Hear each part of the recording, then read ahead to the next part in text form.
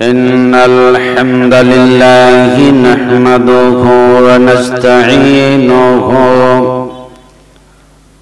ونستغفره ونعوذ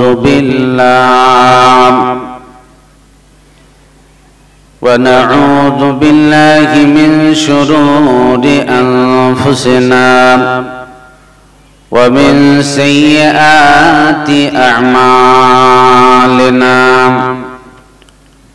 من يهده الله فلا مضل له ومن يضلله فلا هادي له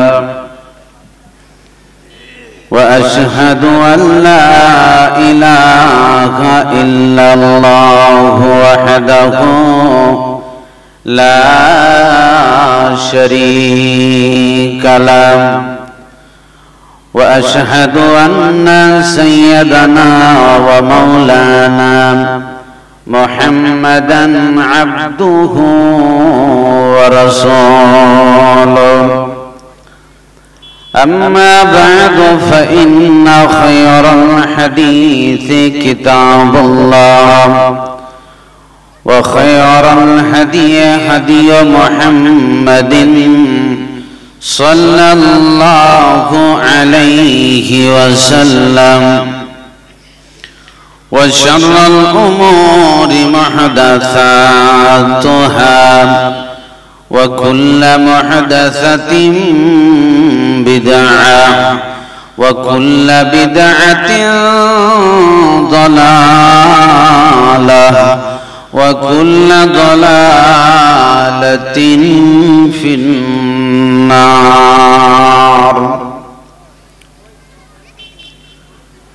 أعوذ بالله من الشيطان الرجيم. بسم الله الرحمن الرحيم. والذين آمنوا واتبعتهم ذرياتهم بإيمان ألحقنا بهم ذريتهم وما ألتناهم من عملهم من شيء. وقال الله تعالى في موضع آخر: إن الله اشترى من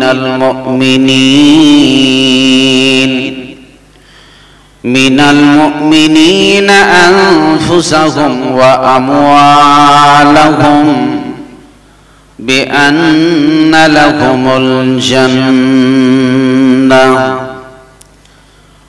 وقال النبي صلى الله عليه وسلم: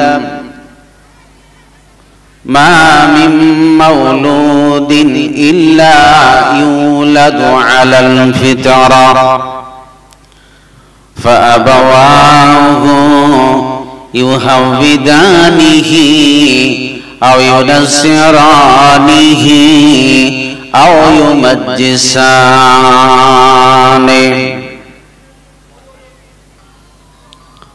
আপামর জনসাধারণ কর্তৃক নির্বাচিত আজকের রতিনাথপুর মাদ্রাসা কেন্দ্রিক আয়োজিত জালসার তৃতীয় দিবসের যোগ্যতম সভাপতি, বিজ্ঞাপিত অবিজ্ঞাপিত উলামা হাদারাত, উপস্থিত কোরআন হাদিস পিপাসু, আল্লাহর রাসূল প্রিয় মুসলিম শ্রোতা বৃন্দ, পর্দার এক প্রান্তে অপেক্ষামান সর্বগুণে গুণান্বিতা সতী সাধবী আমার মা খালা বোনেরা, সর্বপ্রথমে প্রতিপালকের দরবারে শুকরিয়া আদায় করছি যিনি আজকের আয়োজিত সভাকে সাফল্যমণ্ডিত করবার সুযোগ দিয়েছেন। আমরা সকলেই প্রতিদিনের ন্যায় আজকেও কোরআন হাদিসের টানে, রাসূলের প্রেমে, চম্বক আকর্ষণে এই রহমতের বাগানে, রহমতের মাহফিলে বসেছি। প্রতিপালক তিনি আমাদেরকে নির্বাচন করেছেন, বাছাই করে তার রহমতের মাহফিলে বসিয়ে কোরআন হাদিসের কিছু আলোকপাত শুনবার সুযোগ করে দিয়েছেন। তাই আমরা মাবুদের দরবারে প্রথমত কলেমাতুশ শুকর আদায় করি। সকলেই মুহাব্বতের সাথে বলুন আলহামদুলিল্লাহ। তারপরে আমাদের সকলের শেষ নবী, আখিরি নবী মুহাম্মদুর রাসূলুল্লাহ, সকলেই মুহাব্বতের সাথে বলুন সাল্লাল্লাহু আলাইহি ওয়াসাল্লাম। তিনার উপর অগণন শান্তির ধারা অবতীর্ণ হোক। আল্লাহুম্মা সাল্লি আলাইহি, আল্লাহুম্মা বারিক আলাইহি। সম্মানিত সুধীর, আমি কোরআনে কারীম থেকে দুটো আয়াতের অংশ পড়েছি, রাসূল পাকের একটি হাদিস পড়েছি। কোরআনের আয়াত এবং এই হাদিসকে কেন্দ্রবিন্দুর মধ্যে রেখে আমি আমার সংক্ষিপ্ত বিবরণ রাখব ইনশাআল্লাহ। তবে যদিও আপনারা সকলেই জানেন মাদ্রাসা কেন্দ্রিক জালসা, যুদ্ধের ময়দানে গেলে যেরকম ঘুমালে হবে না, যুদ্ধের ময়দানে কোন দিক থেকে কে কোপ মেরে দিতে পারে এটা টেনশন থাকে। যার কারণে জালসার ময়দানে যদি আপনারা এসে অ্যাটেনশনটা কোরআন হাদিসের না নেন, যে আজকে বিশেষ করে একটা মাদ্রাসা কেন্দ্রিক জালসা, এর জন্য মাশাআল্লাহ এখন তো আর অস্ত্র লাগে না, কমসে কম 2-4 ঘন্টা একটু ধৈর্য দিয়ে জিহাদ করব, এতটুকু তো আন্তরিকতা দরকার আছে, আছে না নাই? অবশ্যই আছে। আমরা যখন পড়াশোনা করি সে সময় মাদ্রাসাতে দেখবেন সকালবেলায় ছাত্ররা পড়তে বসে যায়, ওই আজানের আগ পর্যন্ত 11:30, 12টা এতক্ষণ পর্যন্ত ছেলেরা আদবের সহিত নামাজে যেইভাবে বসে সেইভাবে বসে 2-4 ঘন্টা ধরে এইভাবে তার ক্লাসে বসে সময় দিতে হয় 10 থেকে 15 বছর। একটা ছাত্র যদি এইভাবে আদব দেখিয়ে সময় দিয়ে ধৈর্যের বাঁধ ভেঙে এইভাবে শ্রম দিয়ে যদি সে আলেম হতে পারে, হাফেজ হতে পারে, কারি হতে পারে, আপনি কি মানুষ নন? আপনি কি মুসলমান নন? যে আপনি তো সেই মাদ্রাসার সময় নয়, বছরে একবার মাদ্রাসার প্রেমে গ্রাম্য জালসা, এখানে 4 ঘন্টা সময় দেওয়া যাবে না? কি বলেন, দেওয়া যাবে না? দেওয়া যাবে। কি কৈফিয়ত দিবেন আপনি? এই জন্য তো আলেম আর সাধারণ পাবলিকের অনেক তফাৎ। এগুলো জিনিস আপনাকে কামাতে হবে। আপনি আপনার জীবনে কি করেছেন খাতা দেখেন, আপনি পিছিয়ে পড়ে যাবেন। ফাজলুল আলিমি আলাল আবিদি কাফাজলি আলা আদনাকুম।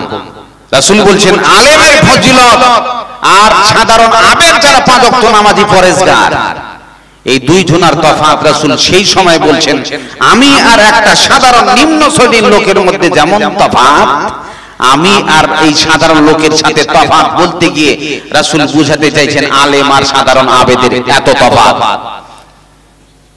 পূর্ণিমার রাতে যখন চাঁদ ওঠে তারকাগুলো মিটমিট করে, তো আচ্ছা তারকা যদি মিটমিট করে সে জায়গায় চন্দ্রের আলোর কাছে তারকার আলো কাজ করে? জোরে বলুন, কাজ করে। সবাই কি দেখতে পায়? শুধু চন্দ্রের আলো। রাসূল বলছেন তারকার আলো যেরকম আপনার চন্দ্রের আলোর কাছে এদের আলো কাজ করে না, এদের মধ্যে যেমন তফাৎ। আপনি ইবাদত পরেজগার মানুষ, আবেদ মানুষ, আপনার সাথে আলেমের এমন তফাৎ। আপনি মানুষ হিসাবে জীবনে কি করলেন? সাহাবীরা যেইভাবে তাদের জীবনের চিন্তা চেতনা ঘাম ঝরে কেঁদে না খেয়ে সারা জীবন তিল তিল করে তারা জীবন কাটিয়ে গেছে, আপনি 4 ঘন্টা সময় দিবেন, তাও আবার নবীর জীবনী শুনবেন, আবার এর ভিতরে কন্টেক্সটাইজ করতে হবে। সবাই জানেন যে মানুষটা এখনকার যুগের ওরকম নয়, কিছু লোকের বদ স্বভাব আছে, দেখবেন ও গাড়িতে আর ট্রেনে যদি ওঠে তো ভাড়া না দেওয়া অভ্যাস। ও খালি দেখবে খালাসি উঠছে নাকি, টুক করে নেমে পালিয়ে গেল, যদি আপনাকে ডাক দেয় তখন বলবে যে ও খেয়াল ছিল না, আর যদি না ডাকে তো দিবে না। অনেক মাল এরকম আছে ট্রেনে উঠেছে খালি টিটি দেখবে, তার মানে ও বেটা টিকিট কাটেনি, ওর চলনি এরকম সারা জীবন টিকিট কাটে না। যখনই দেখবি স্টেশন এসে গেছে টিটি আসার আগে ফুক করে নেমে যায়। এইভাবে অনেক কাস্টমার চলছে। অনেক লোক এরকম আছে যার সাথে আসে আর বিনা এই ট্রেনে বসে অথচ কাউন্টারে টিকিট কেউ কাটে না, ঠিক টাইম হলো আউট হয়ে যায়। এই জন্য আপনারা জানেন মাদ্রাসা কেন্দ্রিক জালসা একটু সময় দিতে হবে। এই জিহাদের ডাক অবশ্যই আপনাকে দিতে হবে, যেহেতু এগুলো যা হয় সবকিছু কোরআন আর হাদিসের প্রেমে। আমরা একটু সময় দিব তো ইনশাআল্লাহ। ধরে বলুন ইনশাআল্লাহ। আমি আজকে আপনাদের জীবনে আপনি কত পিছিয়ে একটু দেখাবো। আপনি একজন অভিভাবক, কত পিছিয়ে আছেন দেখেন। লক্ষ পিতা ঘুমিয়ে আছে সব শিশুদের অন্তরে। আজকে আমি দেখাবো আপনাকে যে একটা পরিবার, ছেলে মেয়ে বাপ বেটা বউ সবাই একসাথে জান্নাত থাকবে। আচ্ছা, বাপ জান্নাতে থাকবে আর বেটা জাহান্নামে জ্বলবে, কষ্ট হবে না? কথা বলে না গো, কষ্ট হবে না? আপনি সহ্য করতে পারবেন? আপনার ছেলে যদি জেলে থাকে বাপের ঘুম আসবে? বাপ যদি জেলে থাকে বেটার ঘুম আসবে? থানায় কি যেন ব্যবহার করছে আমার বাপের সাথে, টেনশন হয়। একই পরিবারে যখন সসম্মানে সবাই থাকে আনন্দ লাগে, একসাথে সবাই খাচ্ছি, এর একটা হাসি আলাদা। সম্মানিত সুধী, মহান আল্লাহ পাক রব্বুল আলামিন তিনি বলছেন পরিবার যদি আপনার ভালো হয়, ছেলে মেয়ে যদি সৎ হয়, স্বামী স্ত্রী যদি ভালো হয়, তো আল্লাহর কথাটা আগে শোনেন। আউযু বিল্লাহি মিনাশ শাইতানির রাজীম। والذين آمنوا واتبعتهم ذرياتهم بإيمان ألحقنا بهم ذريتهم وما ألتناهم من عملهم من شيء। মহান আল্লাহ বলছেন শুধু তোমরা যদি ঈমানদার হয়ে যাও, বাপ ঈমানদার, বিবি ঈমানদার, ছেলে ঈমানদার, তার যদি সন্তান সন্ততি সবাই যদি পরেজগার হয়, আল্লাহ বলছেন বাপ মা সবাই ভালো, ছেলেও যদি পরহেজগার হয়, আমি আল্লাহ আলহাকনা বিহিম যুররিয়াতাহুম, পৃথিবী থেকে সবাই তোরা যখন বিদায় নিয়ে চলে যাবি, হাসর ময়দানে সবাই উঠতে হবে, আমি আল্লাহ ওই জান্নাতের ভিতরে বাপে বেটা বিবিকে সবাইকে মিলিয়ে একই জান্নাতে আবার সপরিবারে রাখবো। জোরে বলুন সুবহানাল্লাহ। শর্তটা কি? বাপ বেটা বউ ছেলে যদি সব কি হয়, সব কি হয়? ঈমানদার হয়, সব যদি পরেজগার হয়, তাহলে আবার সব পরিবারে একসাথে সবাই তারা জান্নাতে থাকবে। মাথায় রাখবেন, শর্ত হলো ঈমানদার। হযরত নূহ আলাইহিস সালাম তিনি একজন বিখ্যাত নবী। তার বেটা বন্যায় হাবুডুবু খাচ্ছে, তিনি তার বেটাকে ডাকছেন, বেটারে পরিস্থিতি ভালো নয়, আল্লাহর গজব এখান থেকে কেউ বাঁচতে পারবে না, আমার নৌকায় উঠে পড়ো, বেঁচে যাবে। বেটা কথা শুনলো না, কেটে গেল। আব্বা আমাকে ডিস্টার্ব করো না, আজ তোমার উপর ঈমান আনবো না, উঁচু যদি পাহাড় আছে সেখানে যাব, আমি তোমার পাশে থাকবো না। এমনি করে নূহ আলাইহিস সালাম তার বাপ হয়, কিন্তু বেটা বাপের উপর ঈমান আনলো না। বিশাল বড় একটা ঢেউ এলো, আর ওই ঢেউ এসে পকাপ করে বেটাকে ডুবিয়ে নিল। যখনই বেটাকে ডুবিয়ে নিয়েছে, বাপ দেখছে আমার বেটা চোখের সামনে জাহান্নামে ডুবে গেল, আর কি কেউ বাঁচাতে পারবে না। তাই তিনি এবার আল্লাহর কাছে দোয়া করতে লাগলেন, আল্লাহ আমার সন্তান তো আমার পরিবার, সে তো আমার কলিজার টুকরা, চোখের সামনে বন্যায় ডুবে গেল, আল্লাহ আমার সন্তানকে মাফ করে দাও। হযরত নূহ আলাইহিস সালাম যখন এই কথা বলেছেন, আমার আল্লাহ সিগন্যাল দিয়ে বললেন, নূহ রে শুনে নাও, ইন্নাহু লাইসা মিন আহলিক, নিশ্চয়ই সে তোমার পরিবার নয়। আমার আল্লাহ বলছেন শুনে নাও, পরিবারের একত্রিত সবাই হতে গেলে বাপ যেমন নবী, বেটাও তেমন যদি ঈমানদার হয়, তার নাম পরিবার। কিন্তু তোমার ছেলে তোমার উপর যেহেতু ঈমান আনেনি, যেহেতু তোমারই সন্তান বটে কিন্তু ঈমান না আনার কারণে সে সন্তান বটে কিন্তু ঈমানদার হিসাবে পরিবার নয়। হে নূহ শুনে নাও, তোমার সন্তানের জন্য যদি আর একবার আমার কাছে দরখাস্ত করে দাও, আমি আল্লাহ হে নূহ তোমার নামখানা নবুয়তের লিস্ট থেকে কেটে দেব। দেখছেন আল্লাহর ধমকি। নূহ নবী বেটার জন্য দোয়া করতে গেল, আল্লাহ বলছেন যদি আর একবার তার নামে কথা বলো, আমি আল্লাহ তোমার নামটা নবুয়তের লিস্ট থেকে ডিলিট করে দেব। দেখছেন আল্লাহর আইন। তার মানে তোমার বেটা তোমার উপর ঈমান আনেনি, সে তোমার পরিবার নয়। ঈমান যতক্ষণ না আনবে বাপ বেটা একই বিছানায় থাকতে পারে। বাপ জান্নাতে যাবে, বেটার কপালে জান্নাত হবে না।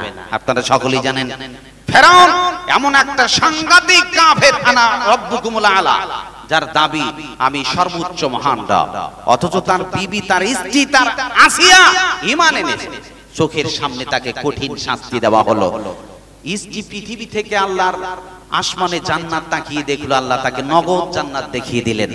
অথচ ফেরাউন তার স্বামী, আল্লাহ বলছেন আন্নারু ইউরাদুনা আলাইহা গুদুওয়ান ওয়া আশিয়া, সকাল সন্ধ্যা তার স্বামী ফেরাউনের জন্য জাহান্নামের নাস্তা পেশ করা হয়। সম্মানিত সুধী, তাই পরিবারের জন্য শর্ত হলো আপনারা যদি ঈমানদার না হন তাহলে সমস্যা আছে, এই পরিবার একসাথে জান্নাত থাকতে পাবে না। এখন দেখেন আজকে সবচেয়ে বড় বিপজ্জনক পরিস্থিতি হলো, আপনি যদি মনে করেন আমার চোখের সামনে আমি একটা বাড়ির সামনে বড় গাছ গেড়ে দিলাম, চারা গাছ, আমের গাছ, লিচির গাছ গেড়ে দিলাম, গেড়ে দেওয়ার পরে আমি যদি ওই চারা গাছটাকে চতুর্দিক থেকে বেড়া না দেই, গাছ থাকবে না খাবে? উত্তর দেন, কি হবে? খেয়ে নিবে না? চারা ছোট গাছ, ছাগল এসে পকাত করে উড়িয়ে দেবে।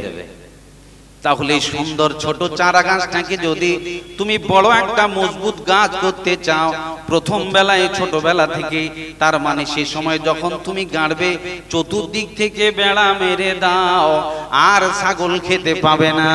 এবার ওই গাছটা যখন আস্তে আস্তে আস্তে করে মোটা রূপ ধারণ করবে, বড় হয়ে যাবে তার গোড়া, এখন আর ঘিরা লাগবে না, এখন তাকে বেড়া দিতে হবে না, আর কোন ছাগল বকরি তাকে খেতে পাবে না, পাবে না। এখন শুধু পাবে গাছ থেকে ফল। কি পাবে? এখন শুধু গাছ থেকে ফল। তাহলে ছোট্ট একটা গাছকে বড় করে তুলতে গেলে সারা গাছে বেড়া দরকার আছে না নাই? জোরে বলুন, আছে না? আছে। রাসূল বলছেন শুনে নাও, কুল্লুকুম রাইন ওয়া কুল্লুকুম মাসউলুন আর রাইয়াতিহি, তোমরা প্রত্যেকই দায়িত্বশীল, আর তোমাদের প্রত্যেকের দায়িত্ব সম্পর্কে আল্লাহর দরবারে জবাবদিহি করা লাগবে। তোমার ছোট্ট বাচ্চা জন্ম নিল, এই ছোট্ট বাচ্চা একটা ছোট চারা গাছ, এখন এই চারা গাছটাকে দেখভাল করো। স্বামী দেখবে, বিবি দেখবে, বিবি দেখবে, স্বামী দেখবে, দুজনাই হবে এখন বেড়া। দুইজনার বেড়া দিয়ে সন্তানটাকে যত্ন করে লালন পালন করে দেখভাল করে আস্তে আস্তে করে যখন বড় হবে, তাহলে এই সন্তান যখন সৎ হবে, নেককার হবে, পরেজগার হবে, ওই নেক সন্তানের গাছ থেকে দোয়া পাবে, রব্বির হামহুমা কামা রব্বায়ানি সাগীরা। ওই সন্তান আব্বা আম্মার জন্য দোয়া করবে, সুন্দর সুন্দর নেক আমলের ফল তুমি পাবে। এখন এই ছোট্ট সন্তান ছোট্টবেলা থেকেই ছেড়ে দিলাম, যা মনে লয় তুমি তাই করো, গুরুত্ব দিলাম না, দেখভাল করলাম না, বেড়া দিলাম না, মা গুরুত্ব দেয় না, তাহলে সন্তানকে আপনার আয়ত্তে থাকবে না, শয়তান ছিঁড়ে খাবে। কে খাবে বলেন?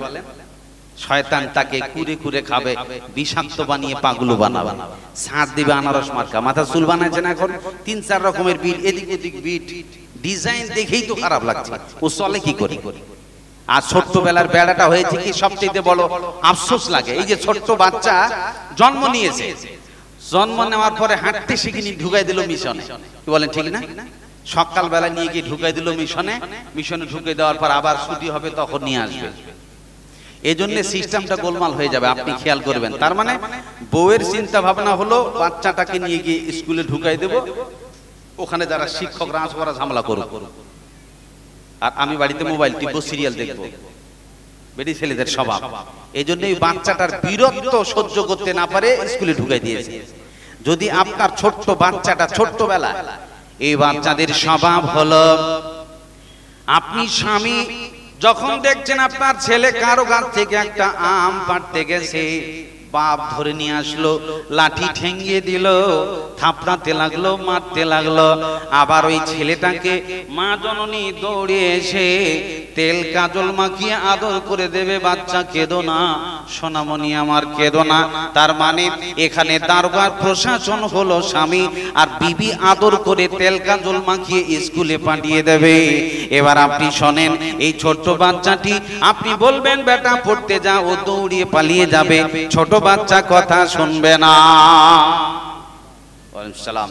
তো প্রিয় ভাই, সব ছোট্ট বাচ্চা ও তো কথা শুনবে না। দেখবেন, আমি গতকালকে যে আমার ছোট ছেলেটা এসেছিল, সকালে উঠে বলছে সকালবেলা একটু 2-4 লাইন লেখো। তো 2-4 লাইন যখন ওকে লিখতে বলেছি সকালে, কখন উঠে পালিয়ে গেছে, দুপুরে বাড়িতে আসে। ছোট ছেলেদের স্বভাব, এক একটা অক্ষর শিখার ঠেলা আছে। চ্যাংড়া খালা মনে করিয়েন না, ওকে পড়াতে বসবেন দুনিয়ার বাহানা ধরবে, টাকা দাও, পয়সা দাও, এই করবো সেই করবো, পড়বো না, লিখবো না।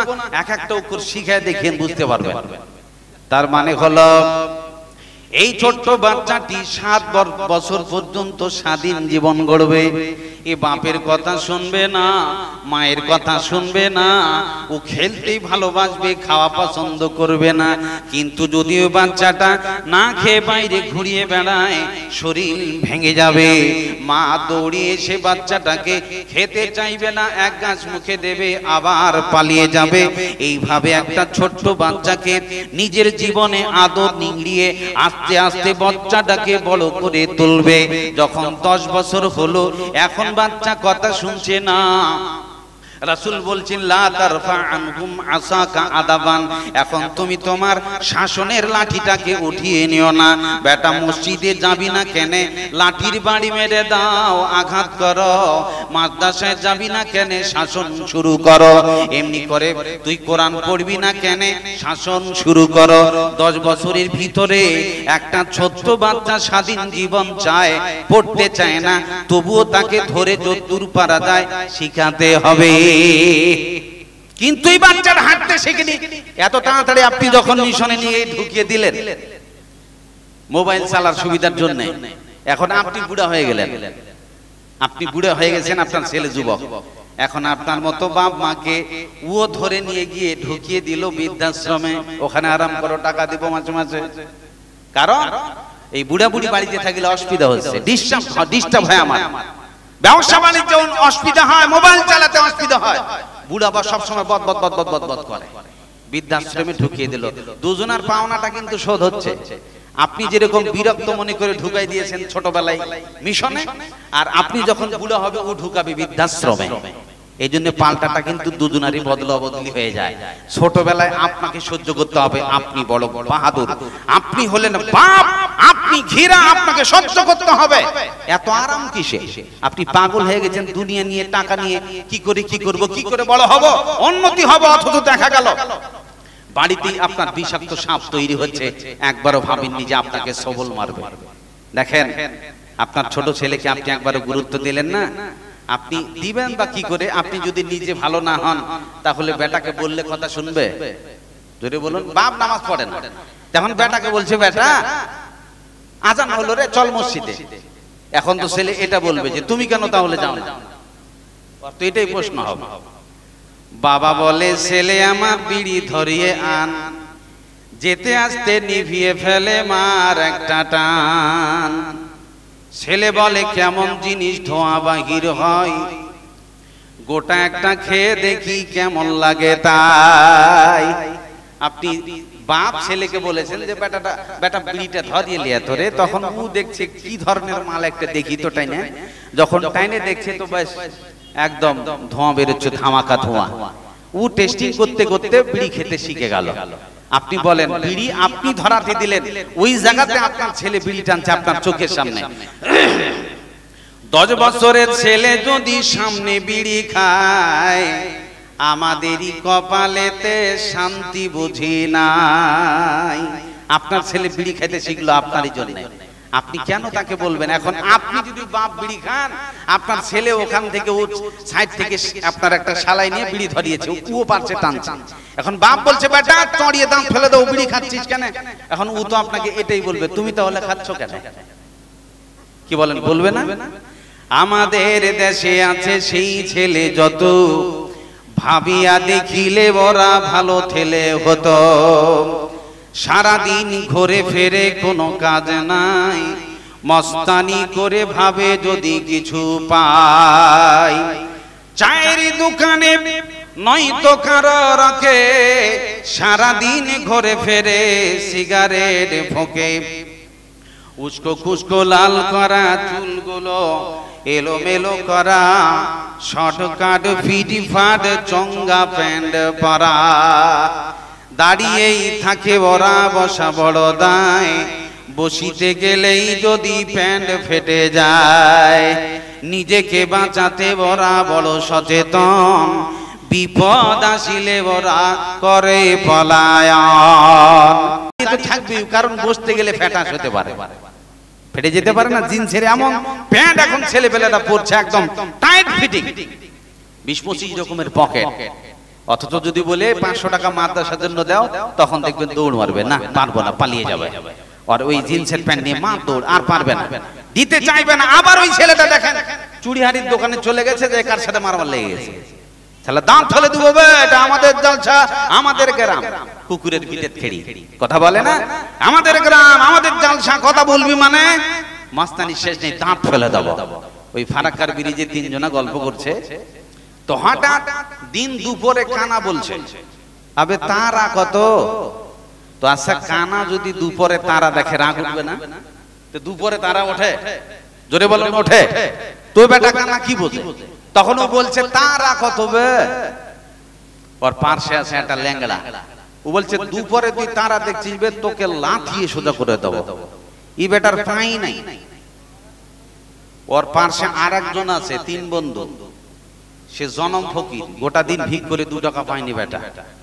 ই বলছে মার না বে শালাকে, লাথি সোজা করে দে না, টাকা কতগুলো লাগে সুপ্রিম কোর্ট পর্যন্ত লড়ে দেবো। ও বেটার পকেটে 1 টাকাও নেই, অথচ সুপ্রিম লড়বে ও। এখনকার যুবকরা তাই মারামারি করবে, লড়ে শেষ করে দেবো, সুপ্রিম কোর্ট লড়ে দেবো, জেল খাটবো, তবুও শালাকে খুন করবো আমি। এরকম মস্তান ছেলেদের রক্ত গরম এবং প্রখর রক্তের তাপ নিয়ে, উস্কানিমূলক পরিস্থিতি নিয়ে তারা অনেক কিছু অন্যায় করে। আমি আপনাদের সেগুলো ক্লিয়ার বলবো না, সাবধান করছি। এই জন্য তরুণ যুবকের দল, আপনাকে অ্যাটেনশন থাকতে হবে কোরআনের ব্যাপারে, সাহাবীদের জিন্দেগি আপনাকে জানতে হবে। যে মস্তানি করলে হবে না, মস্তানিটা একটু কোরআন হাদিসের কাছে এসে করো। সারা জীবন তো মস্তানি করতে গেল, কমসে কম একটু জালসার দিনে চুড়িহাটির দোকানে না ঘুরে এখানে বসা যায় না? জোরে বলুন, বসা যায় না? যায়, কিন্তু আর টেনশন নেই, কারণ ও ভালো করে জানে যে মানুষের নিয়ম হলো 50-60 বছরে নাকি নামাজ ধরে। কি বলেন, ঠিক না?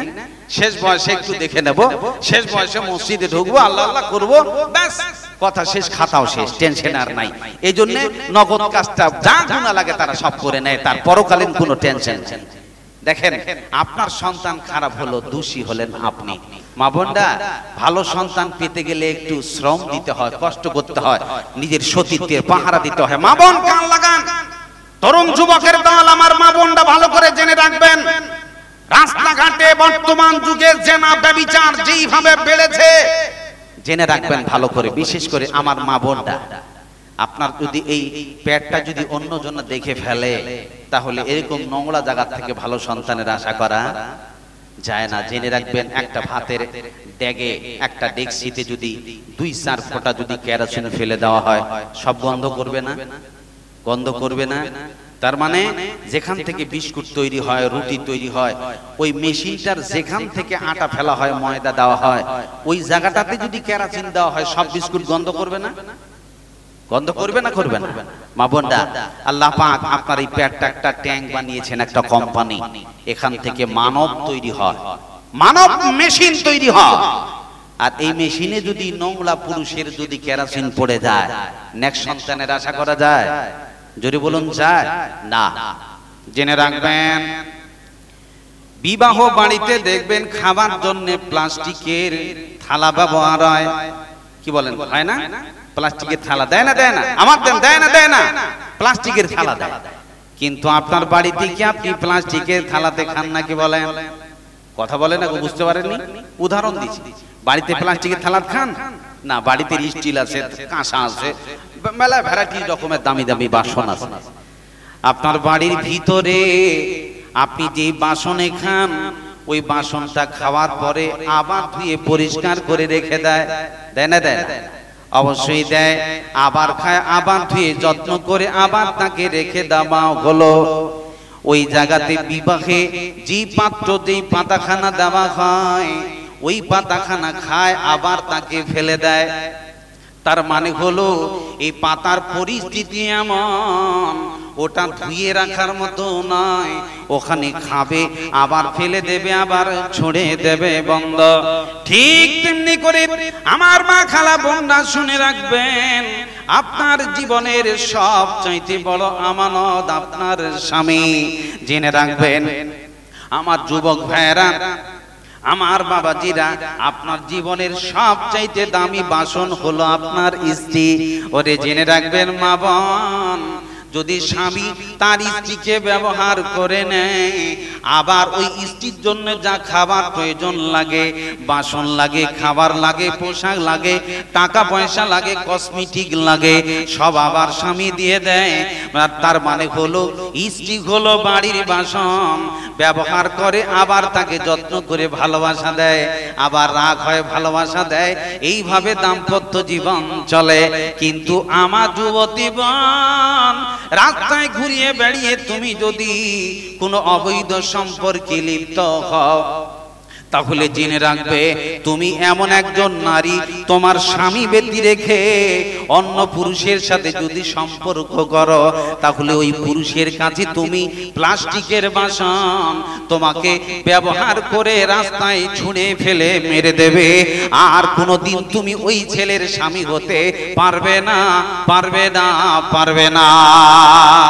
জোরে বলুন সুবহানাল্লাহ।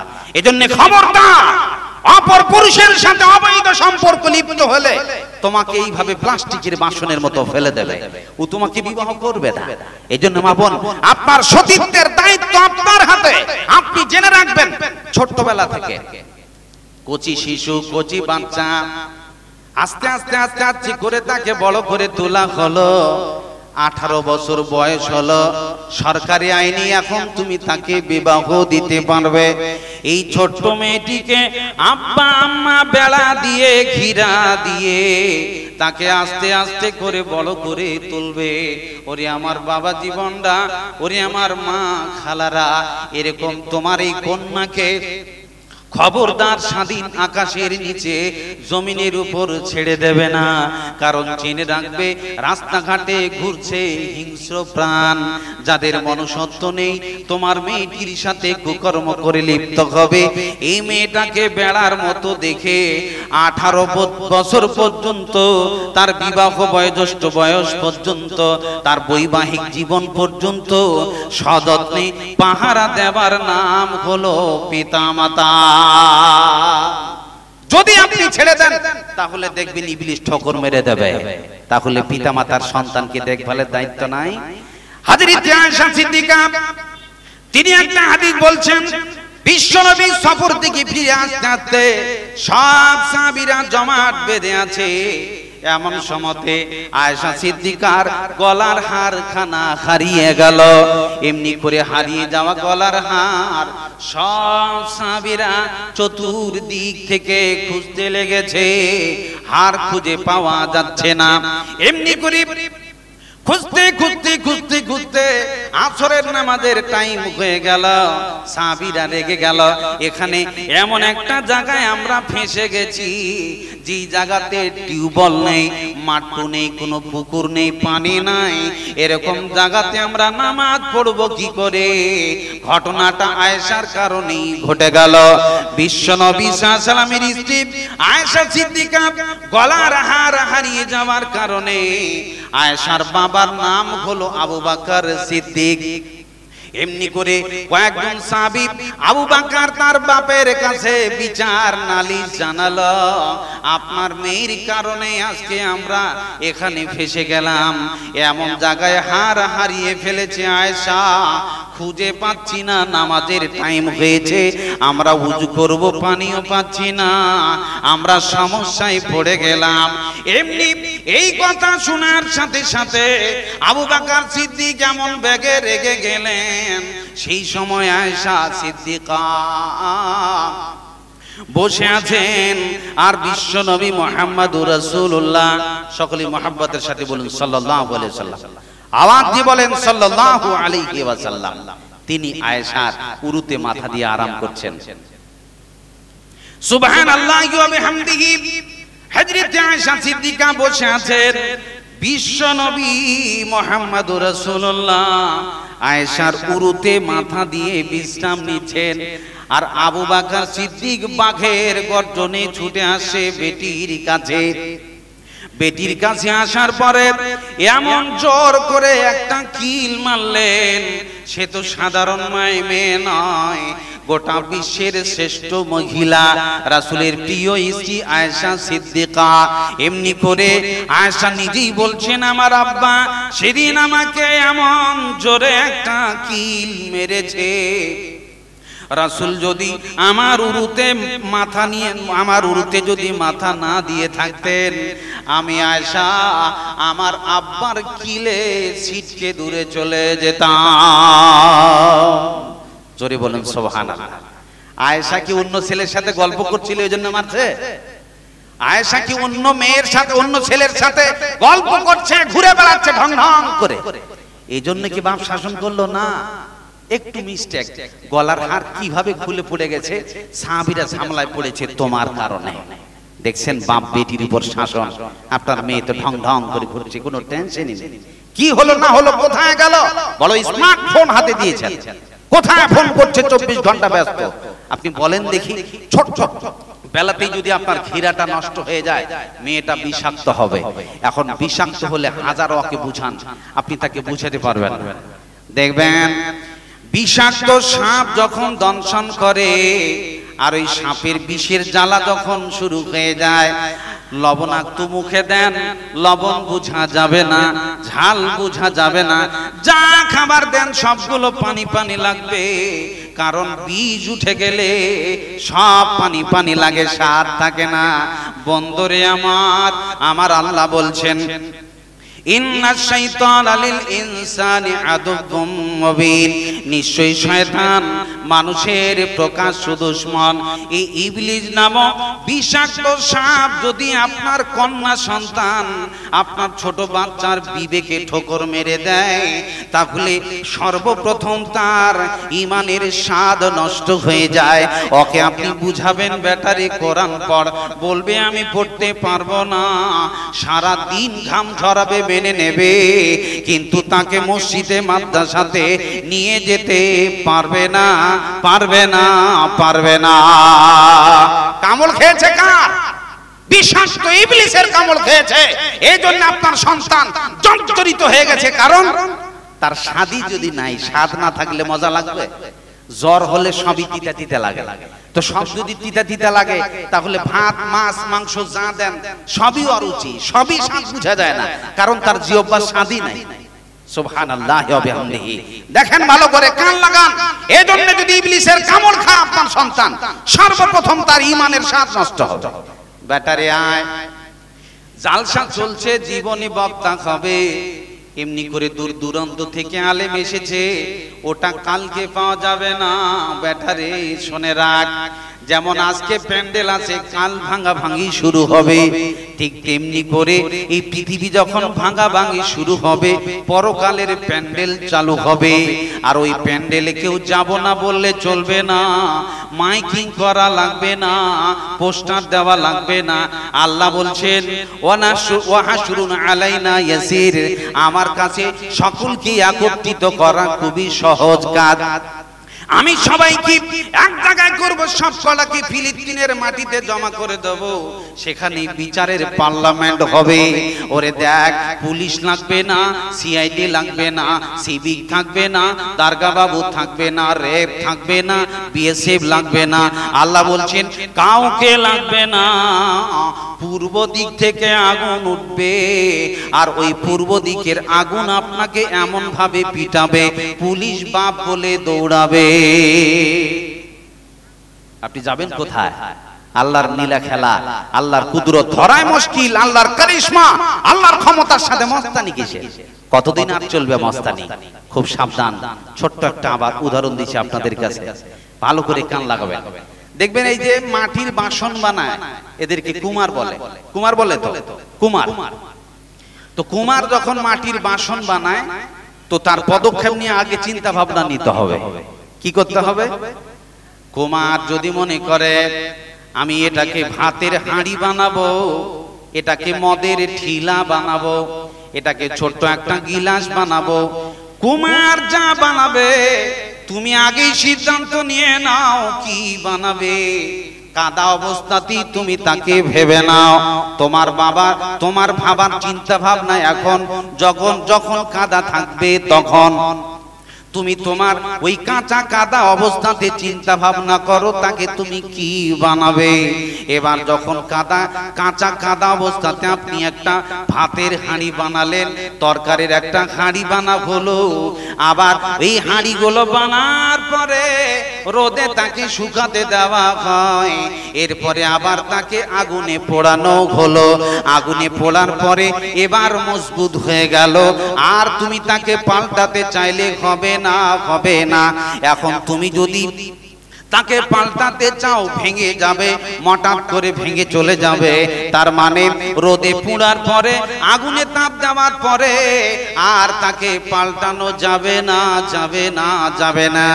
বন্ধুরে, ঠিক তেমনি করে জেনে রাখবেন, কাঁচা কাদা অবস্থাতে যা বানাবেন সেই ভাবতে হবে, সময় থাকে কাঁচা কাদা। আমার রাসূল বলছেন, শোনো, মা মিন মাউলুদিন ইল্লা ইউলাদু আলাল ফিতরা ফাআবাওয়াহু ইউহাবিদানিহি আও ইউনাসসিরানিহি আও ইউমাজ্জিসানিহি। আমার রাসূল বলছেন, শোনো, পৃথিবীতে যত সন্তান জন্ম নেয়, সমস্ত সন্তান মুসলমান হয়েই তারা জন্ম নেয়। জোরে বলুন সুবহানাল্লাহ। সন্তান মুসলমান হয়ে জন্ম নিল, এখন এই ছোট্ট বাচ্চা কাঁচা কাদা, কুমার হলেন আপনি বাপ মা, এখন আপনি পিতা মাতা, আব্বা আম্মা কুমার সেজেছেন। আপনার এই ছোট্ট বাচ্চা এখন কাঁচা কাদা, তুমি তাকে কি বানাবে? ডাক্তার বানাবে না ইঞ্জিনিয়ার বানাবে, না হাফেজ বানাবে, না মাওলানা বানাবে? তাকে তুমি কি বানাবে? পিতা মাতা এখনই তুমি তাকে ভেবে নাও। কারণ এই ছোট্ট বাচ্চাটা এখন তুমি যা বলবে টাটা কবুতরের মতো তা সে কণ্ঠস্থ করে নেবে, কিন্তু মালটা একটু যদি বড় হয়ে যায়, বাপ কিছু বলতে গেলে ঝিড়কানি মেরে দেবে, আর কথা শুনবে না। এজন্য পিতা মাতা হলো সন্তানের কারিগর, সন্তানের কুমার। ছোট্টবেলা থেকেই যদি তোমার মিস্টেক হয়ে যায়, এখন ওই সন্তান বড় হওয়ার পর যদি সমাজে ল্যাংটা সাধুদের সাথে, বদমাশ যুবকদের সাথে চলে চলে চলে চলে রোদের তাপ পেয়েছে, কারেন্টের হিট পেয়েছে, অনেক যুবকদের গান শুনেছে, ল্যাংটা সিন দেখেছে, নানান কিছু নোংরা আবর্জনা দেখে দেখে দেখে দেখে পাপ করে করে আগুনে তাপানো হয়ে গেছে। এখন এই ছেলেটাকে যদি তুমি পাল্টাতে চাও, বেটা মাদ্রাসায় চল, আর কথা শুনবে না। এখন যদি বলে, বেটা রে আজান হয়েছে, হাইয়া আলাস সালাহ, চল চল মসজিদে চল, আর ওই সন্তানকে বাঁকাতে পারবে না। কারণ এই সন্তান বড় হয়ে গেছে, বাসন হয়ে গেছে, পাল্টাবার সময় চলে গেছে। তাহলে পিতামাতার বড় জটিল কুমারী দায়িত্বটা আছে না নাই? আপনি যদি কুমারী দায়িত্বটা পালন না করেন, সন্তান যখন বড় হয়ে যাবে আপনি তাকে আর কন্ট্রোল করতে পারবেন না। দোষীকে জোরে বলুন দোষীকে। আপনার কোনো টেনশন নেই যে আপনি আমার এই সন্তানটাকে কি করে সাজাবো, কোনোদিন আপনি ভাবেননি যে আমার ছেলেটা কি করছে, আপনি একবারও ভাবেননি গো।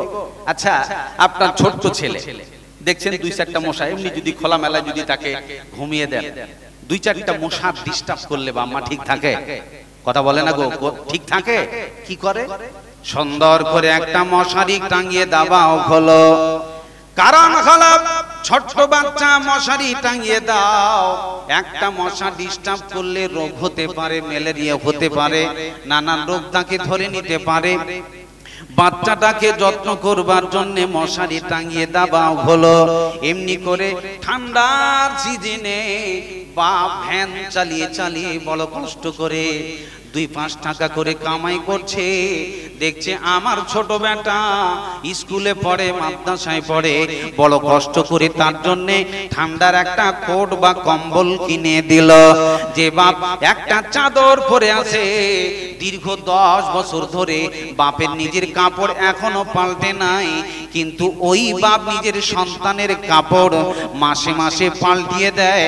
বাপের কোনো টেনশন হয় না, বাপের একটাই টেনশন হলো আমি কষ্ট করব, আমার সন্তানদেরকে কষ্ট পেতে দিব না। একটা মশার কামড় যদি গায়ে লাগে, একটু ঠান্ডা লাগলে যদি বড় জাম্পারটা কিনে এনে আপনি আপনার সন্তানকে পরিয়ে দিতে পারেন, তাহলে কবরের কঠিন জায়গাতে যদি আপনার সন্তানকে সাপয় কামড় দেয়, তাহলে সহ্য হবে? কথা বলে না, সহ্য হবে? আপনি ঠিক থাকতে পারবেন না। যে ব্যক্তি দুনিয়াতে কাফের হইবে, বিষধর সাপে তারে দংশন করিবে। সাপের সংখ্যা যেন 99 হবে, পেটের ভিতরে তারা বাসা বাঁধিবে। বিষের জ্বলনে তারা করিবে ক্রন্দন, রক্ষা পাইবে না, শুধু বাড়িবে জ্বলন। এইভাবে কিয়ামত হইতে থাকিবে, ইহা হতে কোনো মতে রক্ষা নাহি পাবে।